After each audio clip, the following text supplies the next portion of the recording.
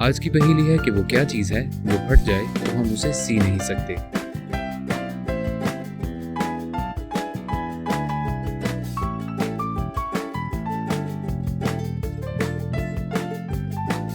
اس سوال کے دو جواب ہیں، ایک دودھ اور دوسرا غبارہ۔ جی ہاں، جب یہ دونوں چیزیں پھٹ جاتی ہیں تو انہیں سیا نہیں جا سکتا۔ اور کیا آپ جانتے ہیں وہ کیا چیز ہے جسے جتنا سکھائیں اتنی ہی گیلی ہو جاتی ہے؟ اگر آپ جواب جانتے ہیں تو کمنٹ سیکشن میں ٹائپ کریں۔ مزید پہیلیوں کے لیے چینل کو سبسکرائب کرنا مت بھولیں۔